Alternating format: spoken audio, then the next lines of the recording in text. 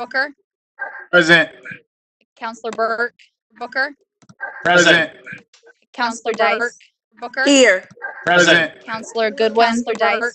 Booker, Here. Present. and Counselor Goodwin Dice. Present. Here. All right, so 6 present. Thank you very much. At this time, I'm going to lead us in prayer, and then we'll do the pledge. Can you guys still hear me? Yes. Okay. All right. So, Father, we just thank you this evening for allowing us to at least have this meeting through through the internet, through virtual, and we just pray that you will bless our city through this situation with the coronavirus. But above all, I ask that you will protect and that you will bring protection to all the residents of our city, and not only to our city, but to the state of Connecticut and to the United States. And help us tonight in this meeting. We ask for your blessing and for your guidance. In Christ's name, I pray. Amen. Amen. So right now, we have a flag. If you guys can see it right behind the mayor there, and I have one behind over here. I don't know if you guys can see it. So we'll begin doing the pledge. I pledge allegiance to the flag of the United States And to the republic Republic, which is which stands one one nation, nation, under God, Indivisible, indivisible, liberty, liberty, and justice for all. justice for all. I'll do it in Spanish. Prometo lealtad a la bandera de los Estados Unidos de América, a la república que representa una nación ante Dios, indivisible, con libertad y justicia para todos. Thank you. Okay. So once again, I just want to thank everyone that's present, all the councilors, President Pro Tem Naldates, Councilor Booker Jr., Councilor Burke, Councilor Rihanna Dice, and Councilor Curtis Goodwin. I'm not sure if I forgot anybody else. I know that Counselor John Staddy is now Yeah. on the phone. Right, Councilor, and Councilor John, thank you. And Councilor John Sadi has just joined us via phone. So at this time, also want to welcome also Attorney Landrigan, and also our Director of Finances, Dave McBride, and also from the day we have Greg Smith here with us too. And also the Administrative Circuit Council, Jennifer Starks is here, and the TI guy, Pabong, is here also. With no further ado, at this moment, I'm gonna tell you what the purpose of the meeting is. Bear with me. This meeting, the purpose is the submission of the proposed budget for the fiscal year 2020-2021, and also there'll be an annual statement of the finances and general conditions of the affairs of the city of New London. Without further ado, at this moment, I'm going to ask our Mayor, Michael Passero, to proceed on with the meeting. Thank you, President Dominguez. President Dominguez, did you want to read the Oh, yes. Yeah, okay. I'll let you do that. Yes. I'm sorry. Let me just read what in the agenda. Due to the national and state public health emergency caused by the global coronavirus pandemic, City of New London public meetings will be held virtually. Meeting agendas can be found at the New London website. An audio recording of this meeting will be posted on the city website within 7 days of the meeting. You are hereby given notice that the Council of the City of New London will hold a special meeting as follows. Today, Wednesday, April 1st, 2020 at 6 p.m. This meeting will be held virtually. Please use the above phone number and access code to call in. The meeting may also be accessed to view at the following link. So these are the types of agendas that will be sent from this moment on as we continue to meet virtually during all city council meetings and even committee meetings. With that said, at this moment, I'll present our Mayor, Michael E. Passero. Thank you, President Dominguez.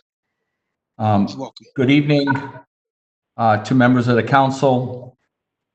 First, let me start by thanking the Finance Department, Director McBride, the Deputy Director Donna Reinhardt, Josh, and everybody else in that department.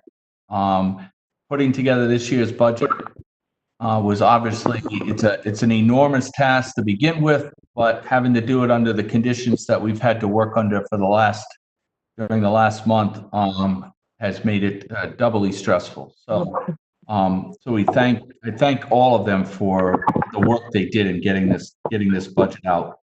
This is the fifth budget that I presented to the city council. But you know what I should say? Let me just remind everybody that it's easier to run these meetings if you mute your mic Yes. unless you're talking.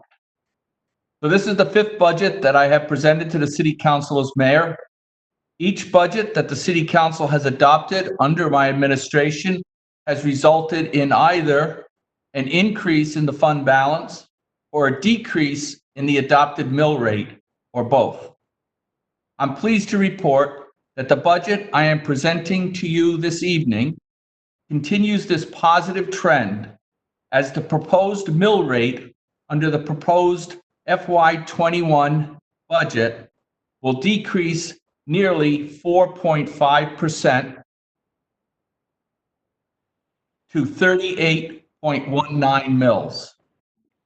If this budget is adopted by council, we will have worked together to lower the city's mill rate by approximately 5 mills over the last 2 budget cycles, while sustaining sound fund balance growth. As of June 30th, 2019, the close of fiscal year 2019, the fund balance increased to over 16% of the general fund operating budget. Tonight, Finance Director David McBride will be presenting an overview of the city's financial performance over the past several years, and he will provide you with some details of the proposed budget for FY 2021. The Finance Department has also prepared a detailed budget book, which has been made available to all of you. Actually, it's being delivered as we speak to your homes. This information has also been made available to the general public on the city's internet webpage. The FY 2021 budget continues a commitment to providing excellence in our schools, in our public safety, and in our overall quality of life, while keeping the city on a road to fiscal stability. The proposed 2021 budget includes a modest 1.48% increase in taxpayer support, totaling $1,382,860. This increase is distributed equally between the general government budget, which is increased by 1.49%, and the education budget, which is increased 1.47%.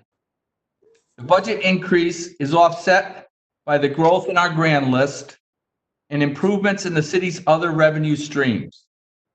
Overall revenue growth, combined with limiting increases in expenses, has resulted in the reduced mill rate. The budget is largely the product of economic conditions that existed prior to unprecedented and still emergent consequences of the global novel coronavirus pandemic in our country, our state, and our city. As of today, we have not experienced any significant financial impact from the coronavirus crisis, and we hope any negative impact is short-term and can be rectified during the upcoming fiscal year. However, if this pandemic results in unanticipated losses in revenue, be assured that all appropriate measures will be taken to mitigate any potential financial ramifications to the city. Despite the remarkable improvements in the city's finances over the past few years, this budget reflects a continued emphasis on lean spending to minimize year-over-year growth in expenses. This philosophy has allowed us to continue the goal of walking back the mill rate while maintaining the city's economic expansion and enhanced quality of life initiatives. So thank you.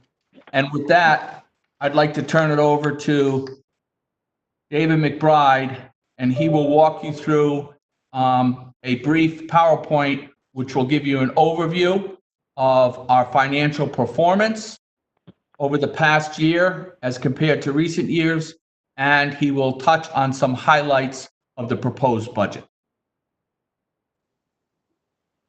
David?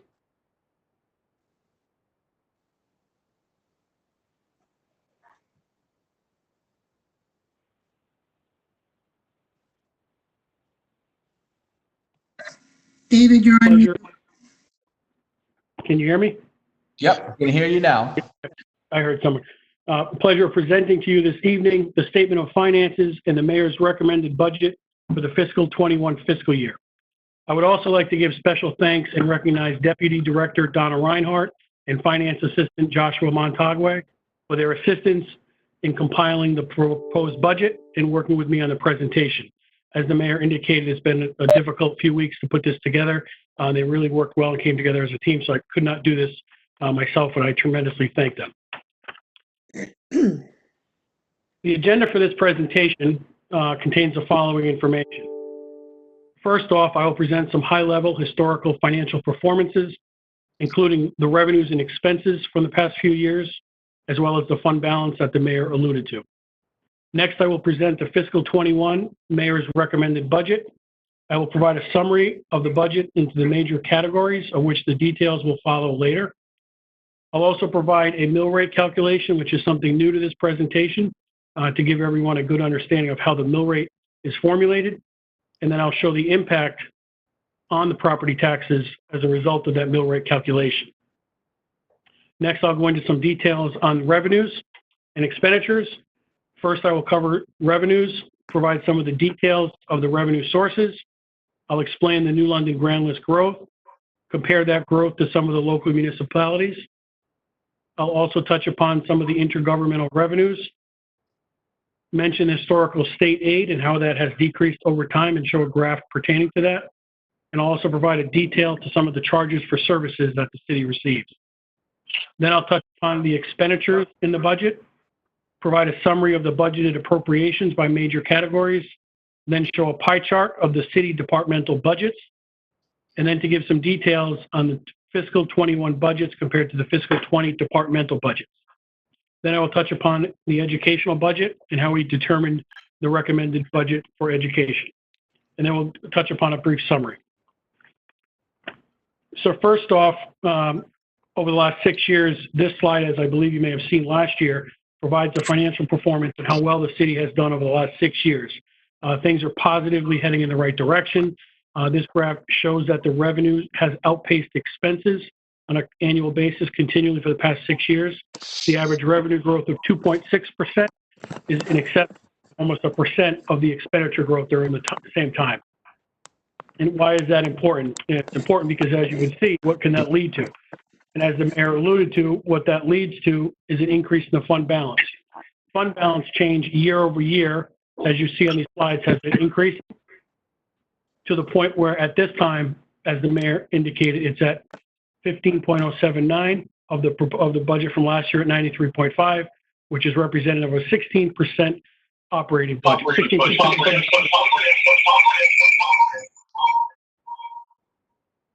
I'm not sure if there's some background. This is in excess of the fund balance policy that was developed several years ago by the council.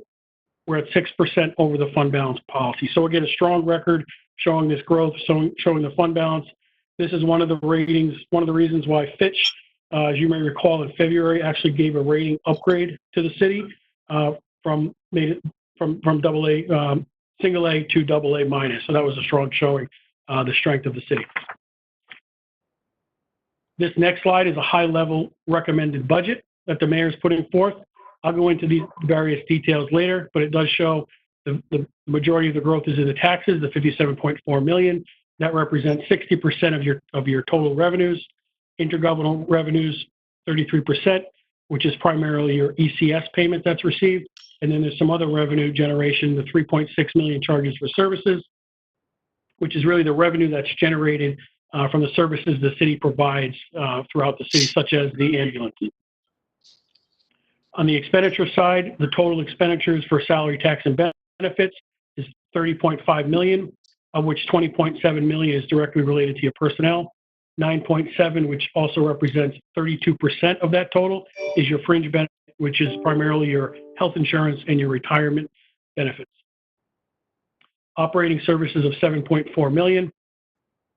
The debt service, which is considered the debt for both the city and the Board of Ed, is 6.8 million. The education expenditures that we're recommending is 44,224,900.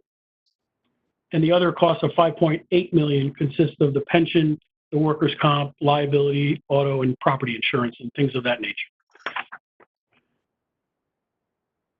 This next slide, somewhat busy, but I'm going to try to walk through it. It kind of explains the mill rate and how we come up with the mill rate, because I think it's important everybody's aware of that so we can make decisions to try to drive that mill rate down as we move forward. First off, the proposed budget that I just mentioned is 94.9 million. That's our starting number. That's the money we need to raise. So then what we'll do is we'll subtract out any money that we're going to be received in, primarily your non-tax revenues. Again, this is some of the items I mentioned earlier, the ECS payments, and some of the other non-tax revenues that the city receives. You subtract this from the total budget or the total appropriations to arrive at the 56.3 million, which in essence is the current levy, the amount that we need to raise for taxes to fund the city for all of its expenditures. There's a few smaller items here that need to add to that aren't part of the budget, but in total, 56,492,863 is your full tax warrant that we need to develop taxes on to make sure we can fund the government. This is the calculation, the 56,492. This is your taxable grand list, and that's why it's so important to continue to see this growth. These two factors ultimately determine what your mill rate is. So as we want to continue to grow the tax grand list, we also want to try to continue to minimize expenses as much as possible, because those two directly affect your mill rate. This mill rate calculation assumes 100% collection. So I wanted to point out that is the difference between the mayor's recommended mill rate and this, because we're collecting 98 or 98% of the taxes. So this is the formula, but again, we need to drive into this mill rate to come up with a balanced number. This next slide, what we're showing here is the actual property tax impact from this proposed tax decrease in mill rate. Here is the mill rate for last year, the new proposed mill rate, the decrease, what it represents, and as the mayor indicated, almost a 4.5% decrease in the percentage. Based upon the median assessment of various property categories, this is what we'd estimate to be the decreases in the property taxes. So pretty good slide to show, as there was some developments here last year that decreased the mill rates as well. This is a little bit more significant as a result of the mill rate decrease. Next up, I'm going to go through high level some of the revenue streams, and I believe you're probably aware of most of these. The bulk of your revenues, as you can see, is the real estate tax is 49%. Intergovernmental revenue is the 33% at 31 million. And then from there, it changed, the 5.6 on personal property. We also collect some motor vehicle taxes charged for services, which we'll provide a slide on. Some of the other taxes that are received. And these are some of the other categories of where the city receives its funding. The permits and licenses, which was up this year to date. Police private protection, where we're charging for some of the services provided. Some of the fines and penalties, and some other smaller revenues that are commingled. All total, your revenues at 94.9 million. Here is the historical grand list growth rate. And this slide, again, is extremely valuable because it shows how things have progressed nicely over the last few years to increase. This year, most importantly, This year's grand list growth was up 2.85%. And what you're seeing here is growth over time, an average growth over the last 5 or 6 years of 3.2, 3.2, 8.2 in personal property to come with a total 3.6 growth rate, which again is very encouraging to see that growth because as the mill rate slide showed earlier, that directly impacts your mill rate. This slide really takes a look and compares the City of New London to some of the other local municipalities. And again, another strong showing over the last 6 years. New London's average growth rate is 3.6. Some of the other municipalities have varied growth, but again, it paints a good picture. New London's growing, its grand list is growing, very valuable to the taxpayer. This slide is a high-level slide, pie chart of the intergovernmental revenues. Again, this is the 31.4 million mentioned earlier, the bulk of it being the ECS payment of 22,481, which did not change from last year. Some of the other payments to the college and hospitals that we receive, some of the pilot money for that, the Pequot Meet Mohegan Fund, 1.6 million, and some of the other varied revenues that we project for next year. This slide, somewhat a little bit busy, and I won't go through much detail, but what it does show is the importance of realizing that the historical state aid over time throughout the last 12 or so years has decreased. Most importantly, this total loss over time has been 11.3%. So it's important to know that because as things continue to progress as they are, especially in these days, that could continue to slide in the future. So we want to pay attention to that. So it's about 1% a year it's been decreasing. Also notable, ECS has not changed too much over the time, which is strong. Some of the other areas here, general government has changed 3.2, colleges and hospitals 2.2, and the Mashantucket Mohegan Fund 4.3.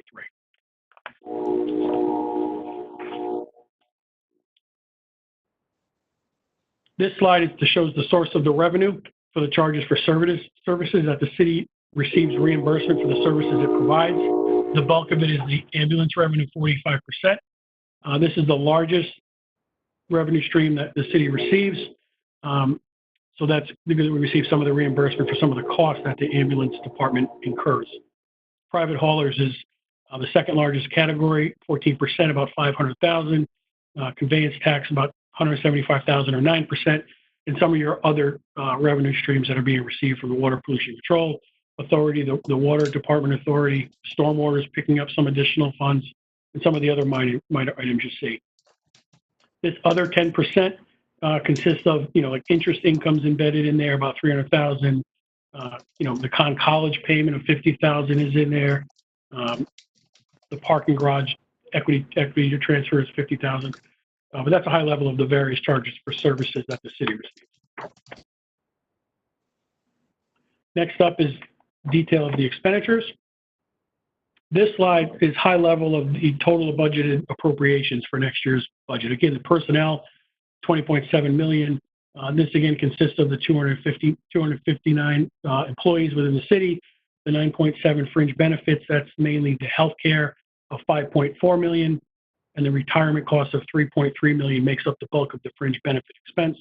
The operating and related is really all of your operating related for the entire city, all of their departments. City debt service of 4.4 million. The 1.9 million is for workers' comp and LAP insurance. That's for your liabilities, auto and property. Workers' comp is 1.1 million, and LAP is 835. The retiree benefits of 1.7. That's for some of your retiree health care, life insurance, and for your long and faithful retirees. The pension contribution this year is $1 million, and the main objective there is to fully fund the pension obligation. We found over the last few years that that's becoming a very important matter for the bondholders as well as everyone. We want to fully fund that program at 100% next year. We're getting there now. We're not quite where we need to be, and we want to achieve that. Library is at 947. Ocean Beach and New London, each at 100 to total 200,000. The total city appropriated budget is 48.26 million. The education budget, recommended budget is 44.2, and their share of debt service that the city pays for is the 2.4 million to arrive at the 46.6. That provides the details to the 94.9 total budgeted requested appropriation. This slide is really a city and departmental appropriations. This shows where the city dollars are going. The bulk of it is for education costs for operating. And the next few are personnel costs for the city operational departments, fringe benefits as mentioned before, and then some of your operating. Some of the other areas as previously mentioned is here too. It's just a good pie graph to show where the funds, where the city's incurring these funds.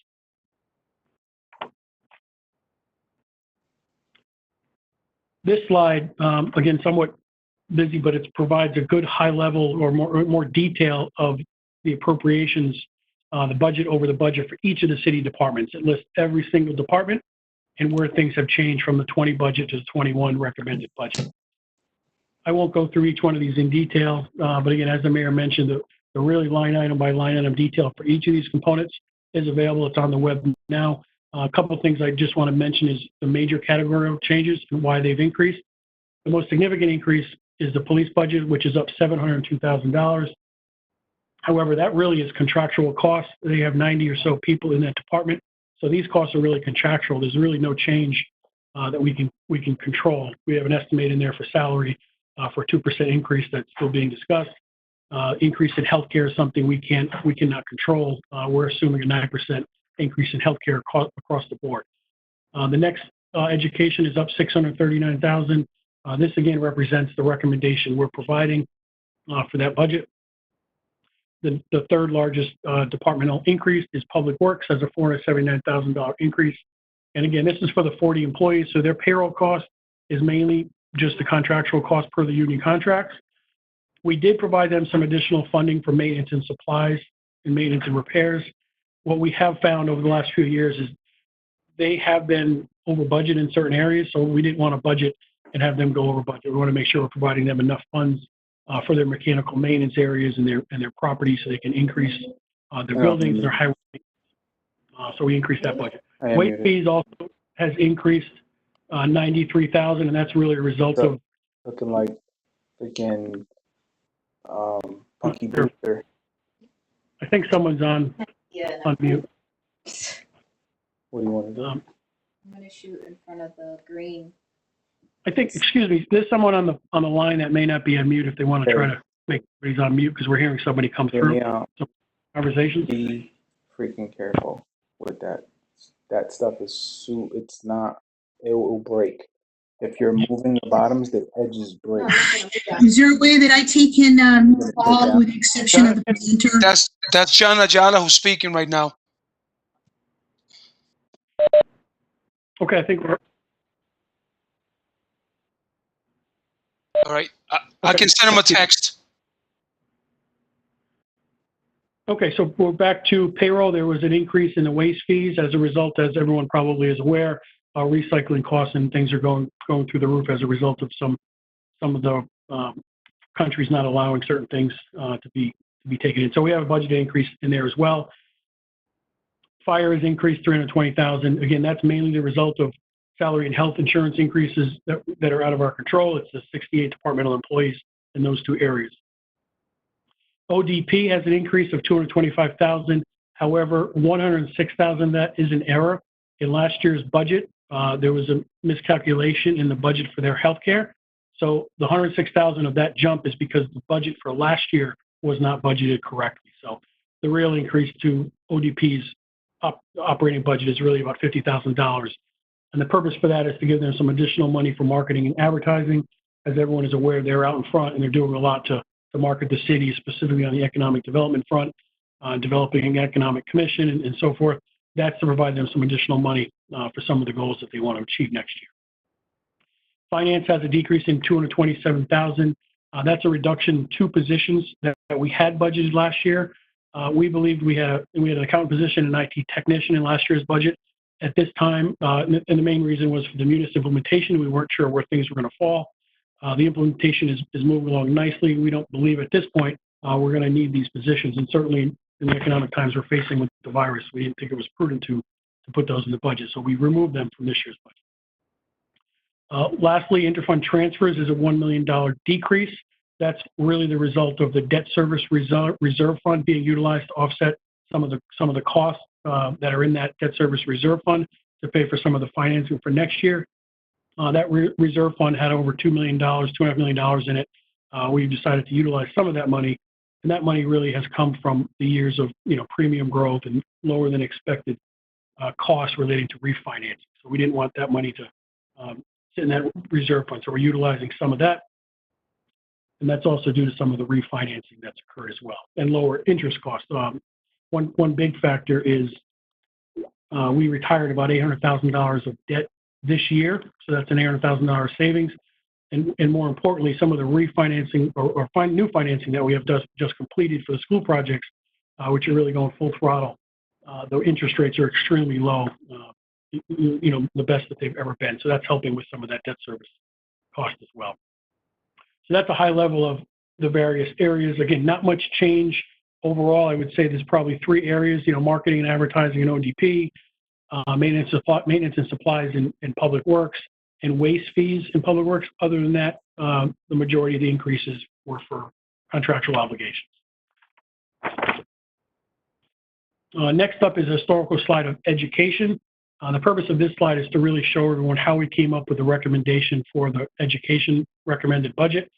This slide was shown last year to everyone, and it shows through over time how this budget has formulated. And the real key piece of this puzzle is to show that the average increase in the appropriation for the budget has been 2.9, and the average actual has been 2.8. Next year's mayor's recommended budget is 3%, so we feel it's in line with where the mayor has recommended and where the council has approved budgets in the past 6 or 7 years. This also does show some of the calculations on how the taxpayer support is formulated. I think I've mentioned in the past that it's taxpayer support that we want to make sure we're aware of. It's not necessarily a budgeted year-over-year budget increase, because as the ECS payment changes, it does affect the mill rate and the taxpayer in terms of what they'll need to provide to offset that budget increase. I'll touch upon that here. So this is a slide similar to last year that shows how we came up with the recommended education budget. What I was just referring to is this calculation here is critically important, because it details out how we come up with the revised ECS state support payment. In a nutshell, the state makes a recommendation of a certain number. We then have to subtract out state alliance grant funding and state set aside of 2% to arrive at this 22.48 number. That's the number the state's providing. That is the same number the state provided last year. So if you go to this column here, this is the fiscal 21 educational budget request, which was submitted, the 44.781. Once you subtract out the 22.481, you arrive at what would be the 22.3 taxpayer support, which again is an increase of almost 1.2 million, which is a budgeted increase of 5.8 million. What we've done is we reviewed the calculations and proposed the mayor's budget of 44.224. And again, the same rationale. If you take the 44.224, you subtract out the revised state ACS payment of 22.4, you arrive at the 21,743, which is an increase of $639,000, which is an increase of about 3% to the budget. So the main point there is if the ECS payment does not increase, which it did not this year, but the budget does increase, the ramifications are to taxpayer support. So we came up with a recommendation for the 639 based upon that information.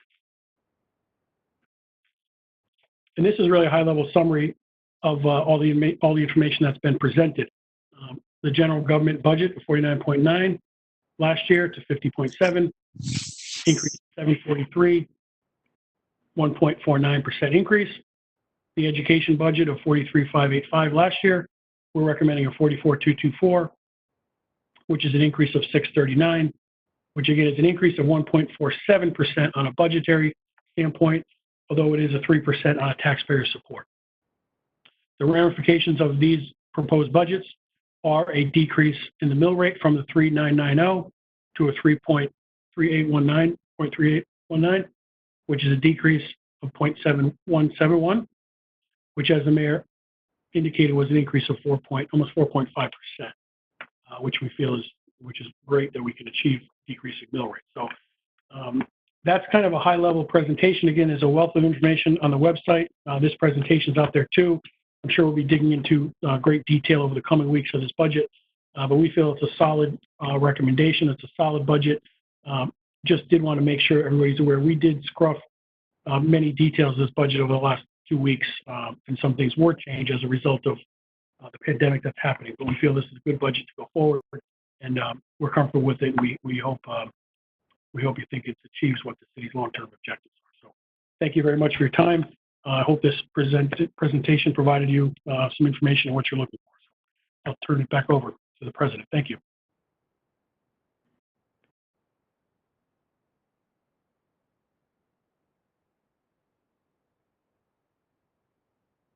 Thank you, Finance Director Dave McBride, for the presentation. Very welcome. Thank you. Thank you. And just as he mentioned, in the coming weeks, we will be having department head meetings. We've already department head, and we'll go into more details into the budget and talk about it more, and there'll be an opportunity to ask questions and also to get some answers from each of the department heads, and also the finance director will be there, and the mayor and Attorney Landry and all the councilors. So those meetings will be coming up next week, starting on Tuesday. They'll run Tuesday, Wednesday, and Thursday next week. And anyway, the agendas will be posted up online so that everyone will know the calling number and also how to join the meeting again virtually. So with that said, Mayor Pastor, I don't know if there's anything else that you wanted to say at this time. Mr. President, no. I just want to once again thank Director McBride and his team at the Finance Department for all their hard work getting to this point on April 1st. I'm deeply grateful for their efforts. Okay. All right. Thank you, Mayor Pastor. And Attorney Landry, are you still there? I am. Okay. Do I need to do a motion or close this meeting? Motion to adjourn, right? You are correct, sir. All right. So I'm going to entertain a motion to adjourn from. Second. This is Councilor Nartata's motion to adjourn. Thank you, President Pro Tem Nartates, for the motion to adjourn. I will need a second. I second it, Rihanna Dice. Thank you, Councilor Rihanna Dice, with the second. And all those in favor? Aye. Aye. Aye. Okay. Well, that brings our meeting to adjourn at 6:43, Wednesday, April 1st. God bless you guys and good night. Have a wonderful night. Bye-bye. Yes. Thank you.